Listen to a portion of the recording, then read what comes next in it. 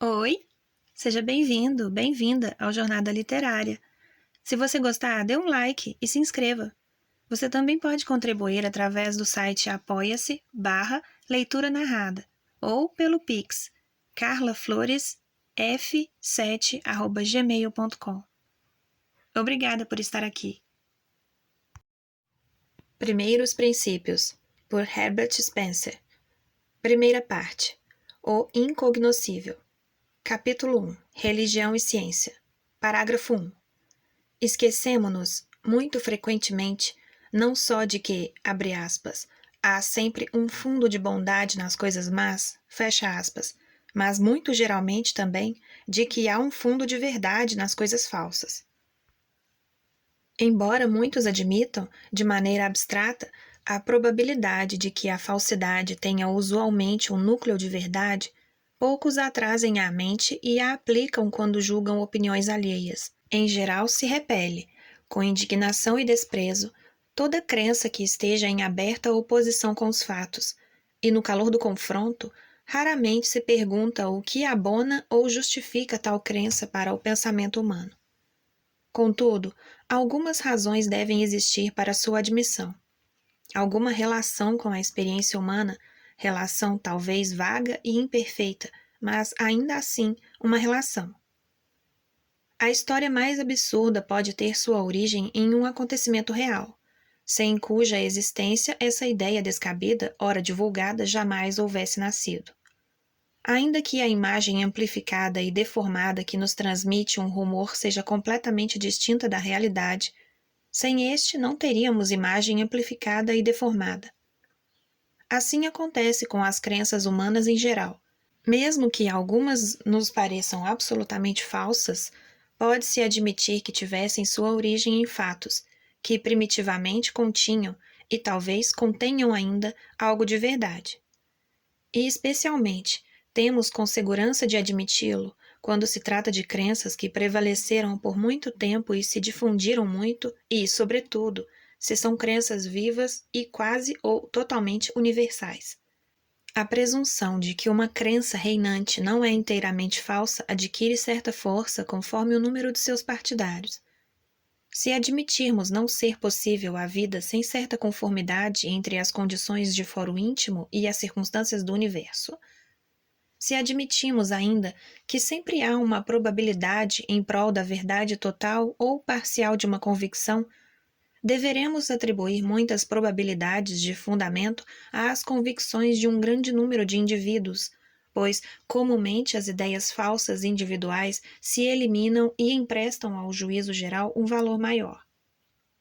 Talvez se objete que muitas das crenças mais expandidas são aceitas sob a fé da autoridade, que os que as professam nada fizeram por si para comprová-las, e que, portanto, a multidão de crentes pouco diz a favor da probabilidade de uma crença.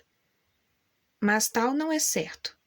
Quando uma crença conquista numerosos adeptos sem sofrer alguma crítica, é evidente que, em tese geral, está em harmonia com outras crenças dos homens que a aceitam, e, se estas foram pessoalmente comprovadas, proporcionam um fundamento indireto àquela com a qual se harmonizam.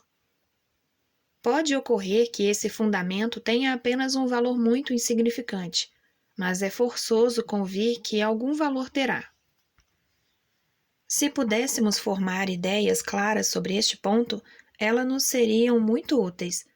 É muito conveniente formular, se possível, uma teoria geral das opiniões admitidas, a fim de não as estimar de mais nem de menos, mas por seu justo valor. A formação de juízos exatos acerca das questões que se discutem depende, em grande parte, da atitude que guarda nosso espírito quando ouvimos a controvérsia ou nela tomamos parte. E se queremos que essa atitude seja a melhor possível, é preciso que conheçamos o que há de verdadeiro e de falso nas crenças humanas. Para isso não devemos, por uma parte, aceitar sem reservas ideias preconcebidas como dogmas, como o conhecido vox populi, vox dei, nem, por outra parte, desconhecer o que a história nos revela. Nem sempre a maioria acertou, mas raramente errou por completo. Uma das questões principais de um pensamento livre e amplo é evitar os extremos. Devemos, pois, procurar com cuidado não cair neles, e a melhor salvaguarda para escapar da queda é a consideração e tolerância com as opiniões alheias. Quanto a isso, é preciso considerar a espécie de relação que comumente liga a opinião aos fatos. Tomemos, por exemplo, uma das crenças que, sob diversas formas, reinaram em todos os tempos e países. Parágrafo 2. As tradições mais antigas representam os chefes como deuses ou semideuses. No entender de seus súditos, os reis primitivos tinham uma origem sobre-humana e exerciam um poder também sobre-humano.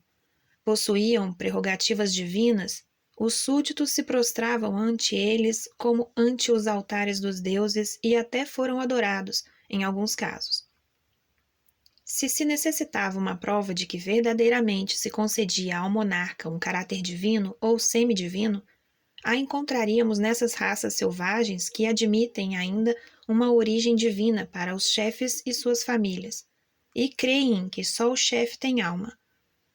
Naturalmente, a par dessas crenças existiam outras, segundo as quais o chefe tinha sobre seus vassalos um poder ilimitado, um absoluto direito de propriedade, direito até sobre suas vidas. Até hoje, nas Ilhas Fiji, a vítima marcha para a morte com pés e mãos livres, a um sinal do rei, e declara que, abre aspas, tudo que este manda deve ser executado, fecha aspas. Em tempos e países menos bárbaros, encontramos essas crenças um pouco modificadas. Já não se considera o monarca como um deus ou semideus, mas um homem que possui autoridade e talvez algo da natureza divina. Conserva, como ocorre agora no Oriente, títulos comemorativos de um parentesco e uma descendência celestes. É saudado com a mesma humildade de formas e de palavras que a divindade. E se, na prática, a vida e a fortuna de seus súditos não estão totalmente à sua disposição, o estão em teoria. Em um período mais adiantado na civilização, como na Idade Média, na Europa, sofrem ainda maior mudança as opiniões sobre a natureza das relações entre os povos e seus chefes. A teoria da origem divina cede lugar à do direito divino. O rei não é um deus e nem um semideus, nem mesmo um descendente de Deus, mas um vigário de Deus.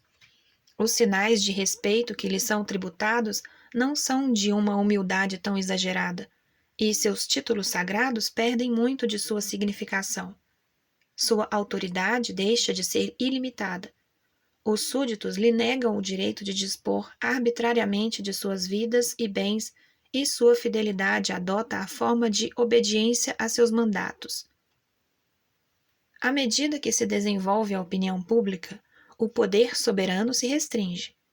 A crença no caráter sobrenatural do rei há muito foi afastada, e não deixou atrás de si mais que a opinião vulgar que atribui a ele uma bondade, uma sabedoria e uma beleza extraordinárias. A lealdade, que a princípio implicitamente significava a submissão à vontade do chefe, não significa ou expressa hoje senão um tributo de subordinação ou respeito. Nossa teoria e nossa prática política rechaçam absolutamente essas prerrogativas reais, indiscutíveis em outros tempos. Destronando alguns reis e os substituindo por outros, não só negamos o direito divino de certas pessoas ao poder soberano, como também todo outro direito que não o da vontade nacional. Nossas formas de linguagem e os documentos oficiais ainda consignam que os cidadãos são súditos do rei, mas nossas crenças afetivas e nossos atos cotidianos implicitamente afirmam o contrário. Obedecemos somente às leis feitas pelos congressos, despojamos inteiramente os monarcas do poder legislativo e nos rebelaríamos contra seu exercício, se intentado por eles, mesmo em matérias de mínima importância. A doutrina primitiva está, pois, totalmente extinta em nossos tempos e países. O abandono das primitivas opiniões políticas não teve como único efeito transferir o poder das mãos de um autocrata para uma assembleia representativa, mas também fazer com que as ideias que hoje se tem do governo, qualquer que seja sua forma, sejam muito distintas das antigas. Os governos, populares ou despóticos, gozavam antigamente de uma autoridade ilimitada sobre seus súditos. Os indivíduos existiam para o bem do Estado, e não este para o bem daqueles. Em nosso tempo, e nos países liberalmente regidos, não só a vontade nacional substitui a do rei, como se restringiu muito a esfera de exercício daquela. Na Inglaterra, por exemplo, embora não haja uma teoria precisa que limite a autoridade governamental, esta tem, na prática, limites tacitamente reconhecidos por todos. Não há nenhuma lei orgânica formalmente proclamando que as legislaturas não podem dispor a seu arbítrio da vida dos cidadãos, como dispunham os reis que promoviam hecatombes humanas. Contudo, se hoje os mesmos intentassem usar o poder, em vez de produzir a morte de alguns cidadãos, a sua temeridade produziria sua ruína. De modo análogo, ver-se-ia logo a inteira segurança que damos às liberdades e direitos individuais contra as usurpações do Estado-poder, se intentasse, por uma lei, apoderar-se de uma classe de cidadãos para empregá-los em serviços públicos, como faziam os governos primitivos. Se um homem de Estado propusesse uma divisão da propriedade sob o modelo de alguma antiga sociedade democrática, encontrar-se-ia frente a um clamor público poderoso, que lhe negaria o direito a dispor arbitrariamente dos bens particulares. E não apenas os direitos fundamentais de cada cidadão se elevam hoje frente a frente e ao nível dos do Estado, como sucede o mesmo com direitos menos importantes. Por exemplo, há tempos que as leis sobre vestuário ou sobre os gastos privados caíram em desuso, e, se tentasse ressuscitá-las, a opinião pública demonstraria que essas matérias estão fora do alcance das leis.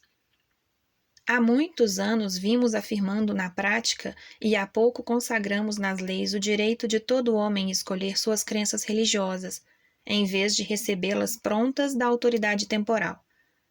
Temos já a completa liberdade de pensamento na tribuna e na imprensa, em que pese todos os esforços legislativos para suprimi-la ou restringi-la. Mais recentemente, reclamamos e obtivemos, salvo um curto número de exceções, a liberdade de comércio. Assim, pois, nossas doutrinas políticas atuais diferem grandemente das antigas, não só quanto à natureza do depositário do poder, mas também quanto à extensão e limites desse poder. E a transformação não chegou ainda a seu termo.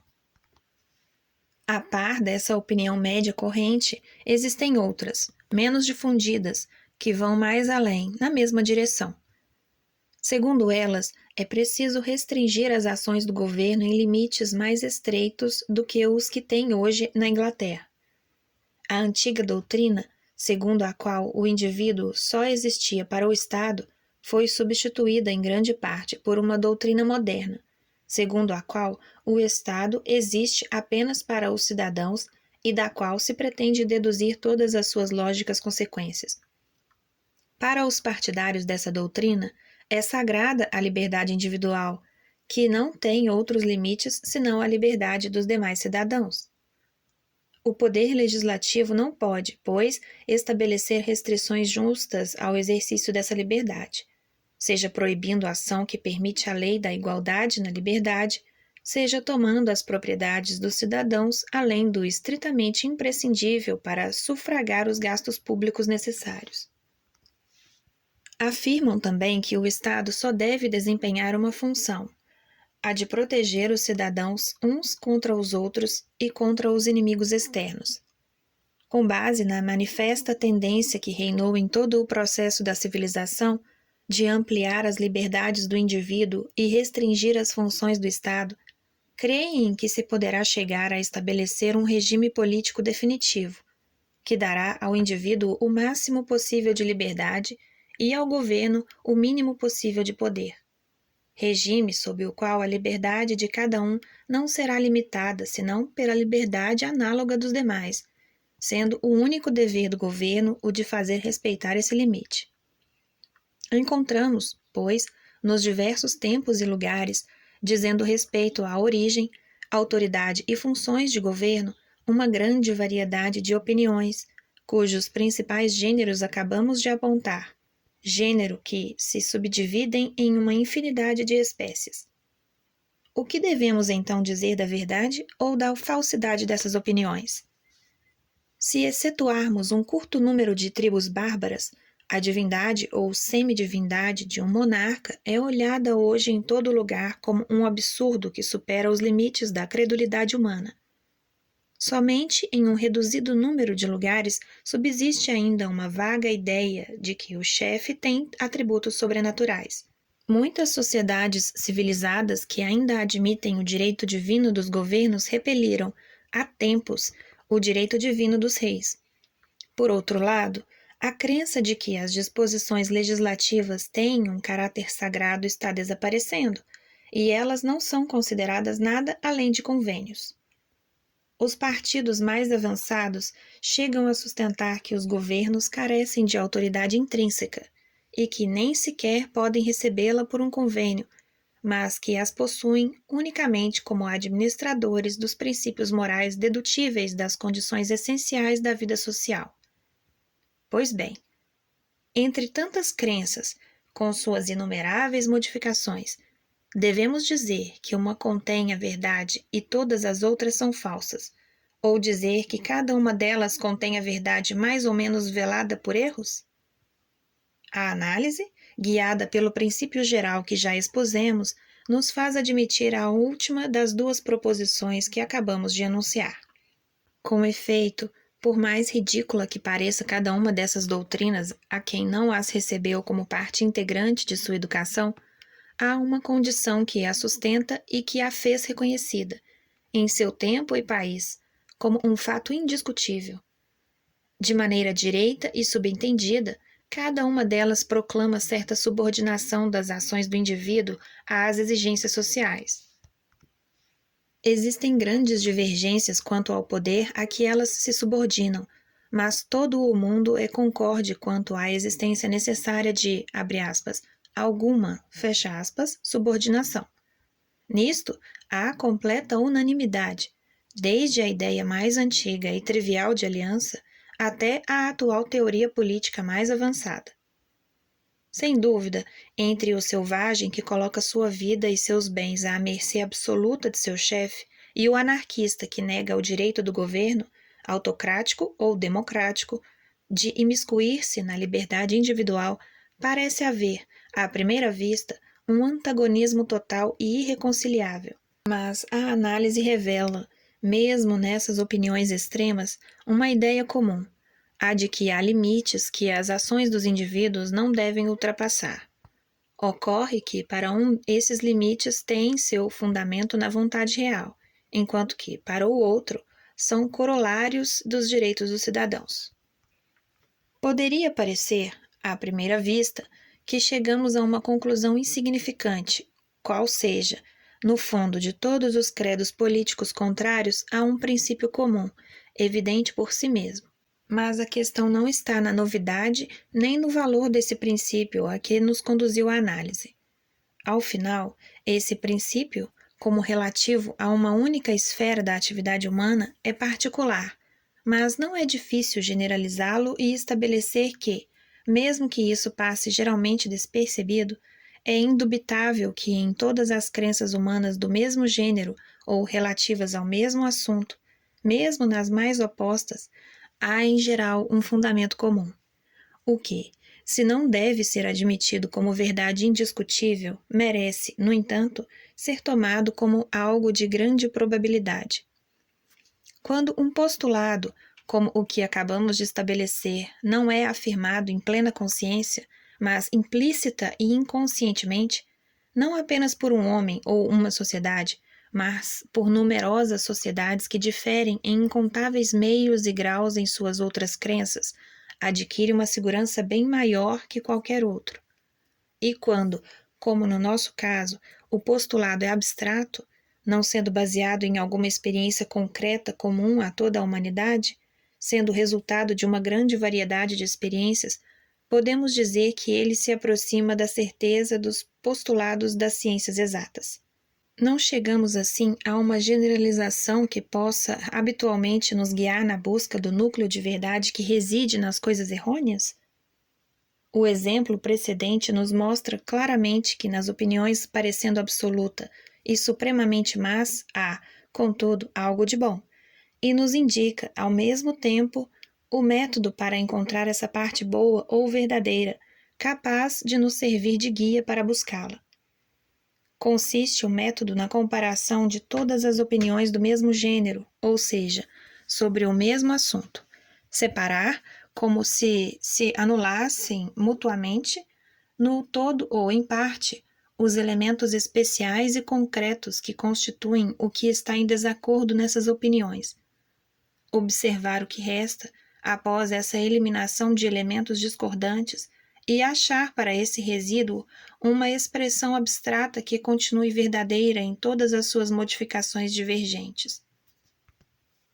Parágrafo 3. A aceitação franca desse princípio geral e a sequência do curso que ele nos indica irão enormemente nos ajudar a lidar com esses antagonismos crônicos que dividem a humanidade. Aplicando-o não só às ideias que não nos interessam particularmente, mas também em relação com nossas próprias ideias e as dos nossos contrários, seremos conduzidos a emitir juízos mais justos. Não acreditaremos sempre que nossas convicções são absolutamente verdadeiras e as opostas absolutamente falsas. Não deixaremos que se imponham, como acontece com o vulgo que não raciocina, ideias que só vieram até nós pelo acaso de haver nascido em tais ou quais tempos ou países. Não cometeremos, por outro lado, o erro de opor a ideias contrárias negações absolutas ou desdenhosas, como fazem os que se proclamam críticos independentes. De todos os antagonismos entre as crenças humanas, o mais antigo, o mais profundo, o mais grave e mais universal é o da religião e da ciência. Ele começou quando o descobrimento das leis mais simples, relativas a coisas vulgares, pôs fim ao fetichismo que reinava nos espíritos, e hoje se encontra em todos os lugares de todas as esferas do pensamento humano, desde a interpretação mais simples dos fenômenos mecânicos até os mais complexos feitos históricos. Ele tem suas raízes nos mais profundos hábitos de pensamento das diferentes classes de mentes. E as concepções contraditórias sobre a natureza e a vida que esses hábitos de pensamento geram inclinam o indivíduo ao bem ou ao mal, em seus sentimentos e em sua conduta. Uma incessante batalha de opinião como essa, travada em todos os tempos sob as bandeiras da religião e da ciência, sem dúvida criou uma animosidade tal que impede uns combatentes de apreciarem o valor dos outros. Essa luta encarna, na mais vasta escala e com mais violência que qualquer outra, aquela fábula tão profundamente imoral dos cavaleiros que combatiam pela cor de um escudo. Cada combatente, não vendo a questão senão de seu ponto de vista, acusava o outro de estúpido ou malévolo, porque não via o mesmo escudo naquele outro, e não ocorria a ninguém mudar para o lado oposto para descobrir a realidade. Felizmente, com o tempo, as ideias adquirem caráter cada vez mais liberal, o que devemos incentivar tanto quanto possível, preferindo sempre a verdade à auréola do triunfo, permitindo que conheçamos o que leva nossos adversários a pensar como pensam e aceitar que sua obstinação em sustentar uma crença deve-se ao fato de que percebem algo que não percebemos. Assim, poderemos completar a parte de verdade que possuímos com a parte que eles possuem, e apreciando em seu real valor a autoridade humana, escaparemos dos extremos de uma cega submissão ou de uma estúpida resistência. Não apreciaremos os julgamentos humanos como absolutamente bons nem maus, mas tomaremos o partido mais fácil de defender, aquele de que ninguém possui a verdade absoluta e completa, como também ninguém está absolutamente errado em suas ideias. Vamos examinar, pois, as duas faces dessa grande controvérsia, conservando, tanto quanto possível, a imparcialidade que acabamos de recomendar. resistamos aos preconceitos da educação, fechemos os ouvidos aos murmúrios sectários e vejamos as probabilidades a priori que contam para cada lado. Parágrafo 4. Aplicando diligentemente o princípio geral já enunciado, podemos afirmar, desde já, que as várias formas de crenças religiosas que existiram e que existem têm todas, em seu último extremo, algum fato que lhes sirva de fundamento. A analogia nos leva a pensar que não há uma só que seja única e totalmente verdadeira, mas que em todas há que existir algo de bom e verdadeiro, mais ou menos oculto por algumas coisas erradas. A parte de verdade contida nos falsos credos pode ser muito distinta da maioria, ou mesmo da totalidade de seus dogmas, e sem dúvida, como existem poderosas razões para acreditar, tal parte é mais abstrata do que todos eles, e não deve com eles ter semelhança. Mas, ainda assim, existe essa verdade essencial e devemos buscá-la por maiores que sejam suas divergências com os dogmas que a expressam sob formas tão diferentes. Imaginar que todas as ideias religiosas estejam absolutamente desprovidas de fundamento é rebaixar muito a inteligência média da humanidade, da qual herdamos toda a nossa inteligência individual. Essa razão geral iremos encontrá-la reforçada por outras razões especiais. Assim, a presunção de que todos os credos do mesmo gênero tenham um fundamento comum e real se junta, neste caso, outra presunção, derivada da onipresença ou universalidade das crenças religiosas.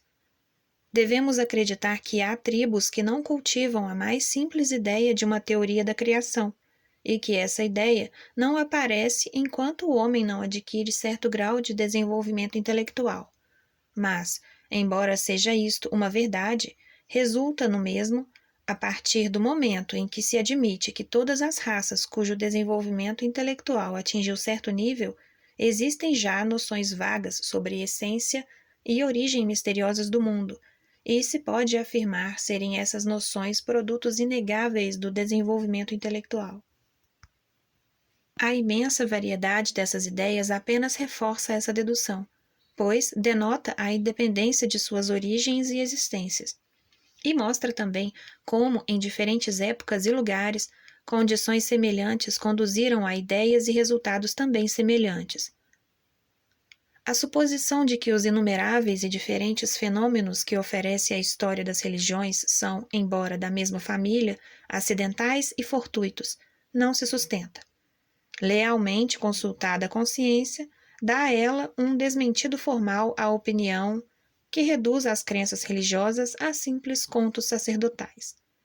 Mesmo pensando apenas em probabilidades, não se pode admitir racionalmente que em todas as sociedades presentes e passadas, civilizadas ou selvagens, certos indivíduos se coligaram para enganar os demais e tenham chegado a seus fins por meios tão semelhantes.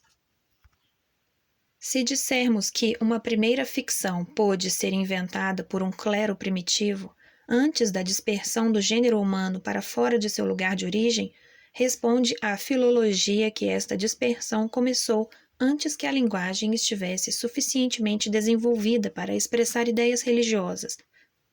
Ademais, mesmo que a hipótese dessa origem artificial se apoiasse em outros argumentos, não poderia explicar esses fatos, porque mesmo nas formas religiosas mais diversas surgem constantemente os mesmos elementos, porque a crítica, destruindo-os século após século os dogmas religiosos particulares, não destruiu a ideia fundamental que sustenta essas crenças. Há aqui um problema surpreendente. Certas crenças caem em descrédito pelos absurdos e superstições que acumularam. Morrem em meio à indiferença geral ou lutando contra outras crenças. E as vemos pouco a pouco ressuscitar e reafirmar-se, se não com a mesma forma, com o mesmo conteúdo. É assombrosa essa ressurreição e, contudo, a hipótese citada não a explica. Concorrem, pois, para provar as profundas raízes das ideias religiosas, sua universalidade, sua evolução independente das várias raças primitivas que as adotaram e sua grande vitalidade. Em outras palavras, Se não admitimos sua origem sobrenatural, como crê a maioria, devemos pensar que tem sua origem no lento desenvolvimento e na acumulação gradual da experiência humana. Poder-se-ia dizer que as religiões são produto do sentimento religioso, que produzem quimeras para a sua própria satisfação, as remetem ao exterior e as tomam paulatinamente como reais, mas com isso o problema afasta-se, mas não é resolvido.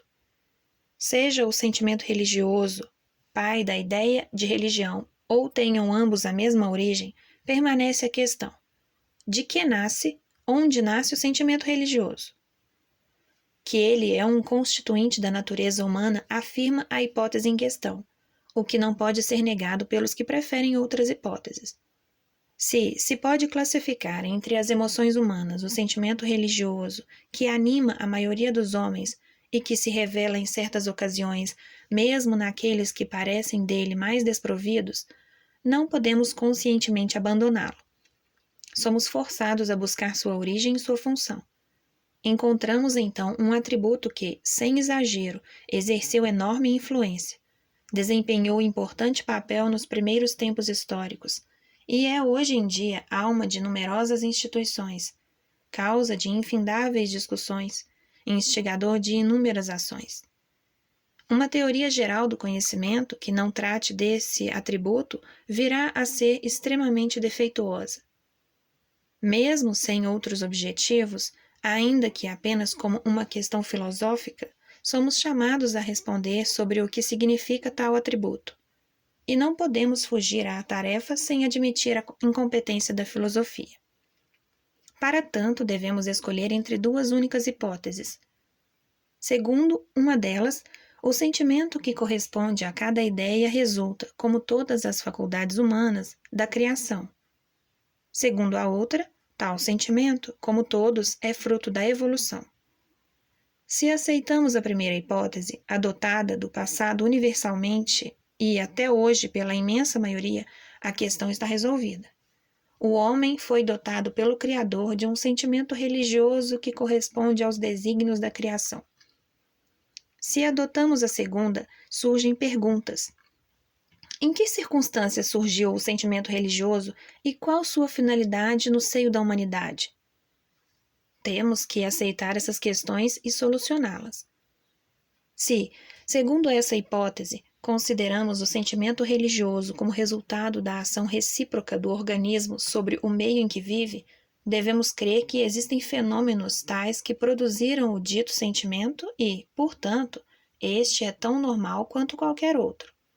Além disso, se é certo, como supõe a hipótese do desenvolvimento, de uma forma inferior para outra superior, que o fim a que atendem direta ou indiretamente as mudanças progressivas deve ser a adaptação a todas as necessidades da existência. Devemos concluir que o sentimento religioso contribui de alguma maneira para o bem-estar da humanidade. As duas hipóteses levam então ao mesmo princípio. O sentimento religioso foi gerado ou diretamente por um criador ou pela ação gradual de causas naturais. Em um ou outro caso, devemos respeitar tal sentimento.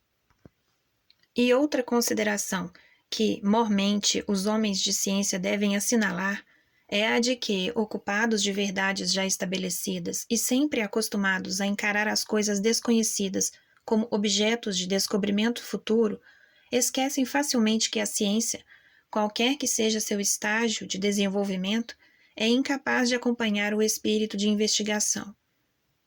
O conhecimento real não preenche nem preencherá jamais o domínio do pensamento possível. Depois do descobrimento mais prodigioso se apresenta e se apresentará sempre a questão: o que existe além? Do mesmo modo que é impossível conceber limites para o espaço e pensar que não há mais espaço além desses limites, não há explicação bastante profunda que exclua a pergunta: qual é a explicação desta explicação? Podemos considerar a ciência como uma esfera que gradualmente cresce e cujo crescimento só faz ampliar seus pontos de contato com o desconhecido que a cerca. Existem, pois, e existirão sempre dois modos opostos de pensamento, porque, agora e no futuro, o espírito humano se ocupará não apenas dos fenômenos determinados e suas relações, mas também de algo não aparente em que estão implicados. Resulta daí que, se o conhecimento não pode monopolizar nossa faculdade de pensar, se essa faculdade pode dirigir sua atenção para além dos limites do conhecido, existirão sempre os pensamentos religiosos, pois a religião, sob todas as suas formas, se distingue das demais crenças por ter seus objetos fora da esfera da experiência. Assim, por insustentáveis que possam ser as crenças religiosas existentes, por absurdos que sejam alguns de seus componentes, por irracionais que sejam os argumentos que as apoiam, não podemos ignorar a verdade misteriosa que muito provavelmente elas guardam. Em primeiro lugar, podemos acreditar que quaisquer credos amplamente difundidos tenham algum fundamento, e essa verossimilhança seja muito grande para crenças universais como as religiosas.